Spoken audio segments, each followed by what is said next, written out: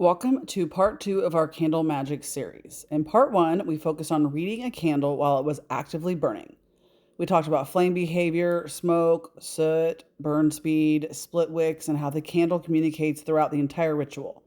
In this video, we're going to be focusing on the wax itself.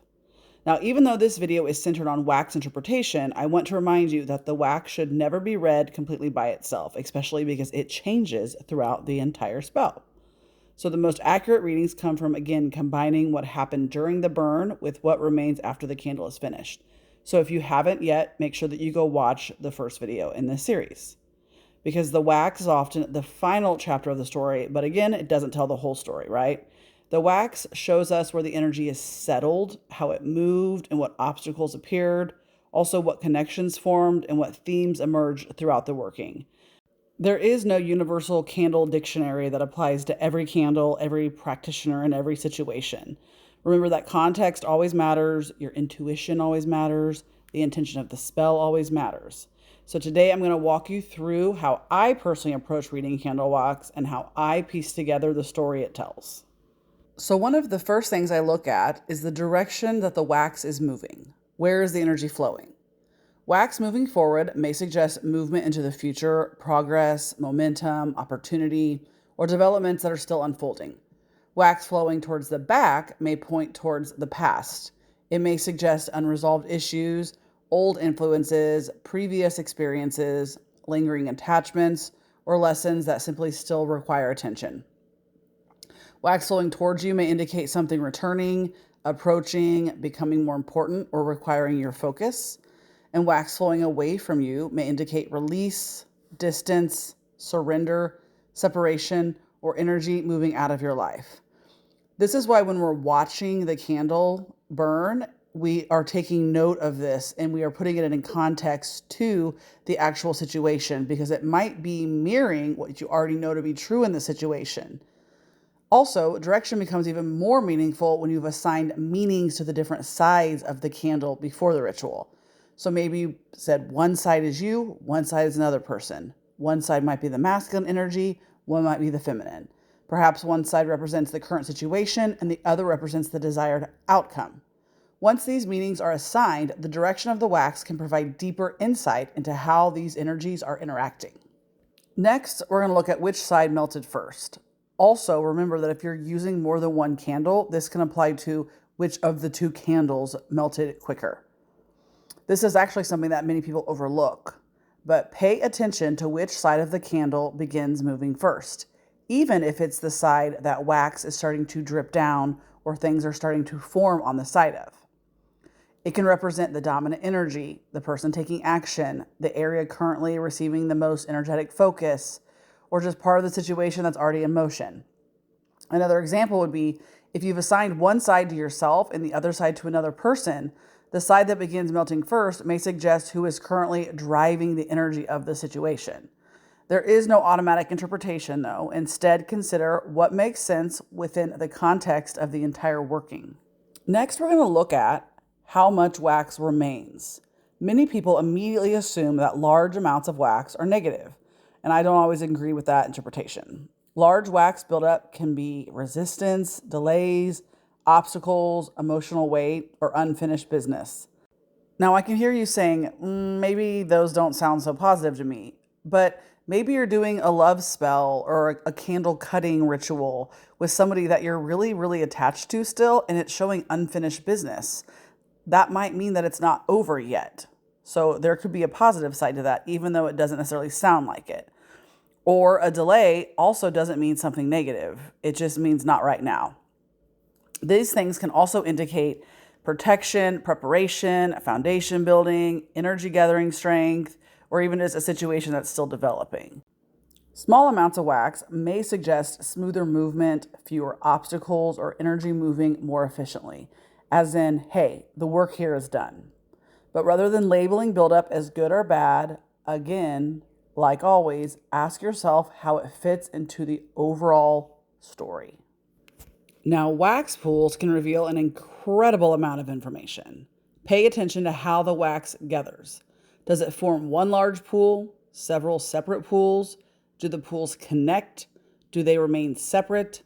Do they repeatedly move toward each other? Do they create pathways between one another?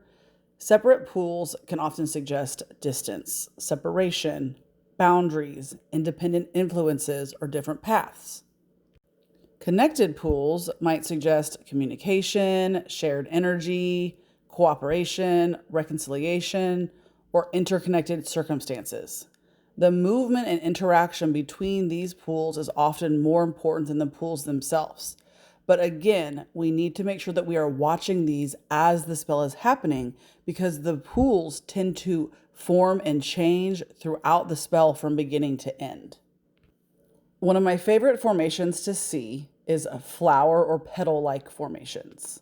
Sometimes wax spreads outward in a pattern that resembles petals opening around the candle. These flowers or petals often symbolize growth, healing, blessings, expansion, spiritual development, or even new opportunities. Petals opening outward may suggest energy unfolding naturally and moving into a period of growth. Tightly clustered petals may suggest potential that is still developing. And as always, the intention of the spell matters. A flower in a love spell may carry a different message than a flower in a prosperity or healing work. Even more so if you look at the wax and you feel like it looks like a specific flower, not just a flower petal. Moving on, sometimes wax spreads outward, and other times it builds up on top of itself. Layered wax often makes me think about process. It may indicate multiple stages, repeating lessons, cycles, gradual development, emotional buildup over time. Also take note if we have separate pools, if at one point they start to overlap each other. Maybe one person's energy is kind of overtaking the other person's energy. Not every manifestation happens immediately. We have to remember that when we're doing this type of magic. Some situations unfold in phases. Layered wax can sometimes reflect that exact process. So pay attention to whether the layers appear balanced, chaotic, stable, or uneven, as well as to where they are around the candle. This section is especially important when reading relationship work. Look at how different wax formations interact with each other, which I kind of just noted on in the previous section. Do they move closer together? Do they remain separate? Do they connect through bridges? Do they go on top of each other? Do they leave large gaps? Wax reaching toward another formation may suggest connection, communication, attraction, curiosity, movement, or reconciliation. However, wax pulling away may suggest distance, independence, withdrawal, separation, or boundaries. Even more so if we have applied different sides of the candle to two different people, taking note of what's happening on each side being different. Bridges can indicate pathways, opportunities, communication channels, or energetic connections. Large gaps may indicate obstacles, misunderstandings, timing issues, emotional distance, or unresolved healing. The relationship between the formations is often more important than the formations themselves. Now, a really fun thing to talk about is recognizing symbols. As the wax cools, often shapes emerge, but also as the candle is burning, often we find shapes forming down the side of the candles or in the wax pools that are forming before the final outcome. You can often see hearts, keys, animals, birds, trees, faces, body shapes, wings, stars, spirals, roads, crosses. Think of it like when you were looking at the sky and the clouds and kind of seeing images form. Sometimes they're very subtle, but sometimes they really pop out at you. When a symbol appears, pause before assigning meaning and ask yourself, what does this symbol traditionally represent? What does this symbol mean to me personally? How does this symbol relate to the intention of my spell? A key appearing in a road opening work may suggest opportunity or access, right? A bird may suggest messages, communication, or freedom. A heart may point towards emotional themes. The body of a person coming off in a clearing smell might be their energy being removed from you. The context of the spell is always just as important as the symbol itself. Now, many people immediately search online when they see a symbol, and that's perfectly okay. Traditional symbols can be very useful, especially if you're new to this. However, your personal symbolism may be even more important. Perhaps butterflies always remind you of a specific loved one in spirit. Maybe that's them showing up to let you know that they're supporting you in the work that you're doing. Perhaps a particular animal has appeared repeatedly throughout your life. Well, if you haven't yet, look up that animal energy and see what it represents. Perhaps a symbol carries a deep personal meaning because of your own experiences. Spirit often communicates through symbols that already hold significance for you.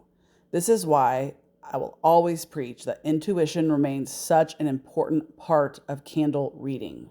So if you see a symbol and it resonates with you and it feels good in your body intuition wise, and then you happen to look it up and the meaning just doesn't sit right with you, it doesn't feel good, it just doesn't click, then of course go with the one that sits right in your body. Because remember, our intuition speaks to us through calm, steady, good feelings. While most of this video focuses on interpreting a single candle burn, there is another layer of candle divination that develops over time. If you regularly perform candle work, I highly encourage you to keep notes, take photos, and document your results. Over time, you may begin noticing certain patterns that repeat across multiple spells. For example, maybe similar symbols appearing repeatedly, similar wax formations showing up during similar types of workings, certain flame behaviors appearing before specific outcomes, the same themes emerging again and again. These recurring patterns can become part of your personal symbolic language. The more information you collect, the easier it becomes to recognize those connections. This is one reason I strongly recommend keeping a candle journal. Now, we're going to step back and take a look at the candle as a whole. Ask yourself, which side melted first? Where did the wax move? Did one side consistently produce more wax? Did the pools connect? Did they remain separate? What symbols appeared? What happened during the burn? What was your intuition telling you throughout the process?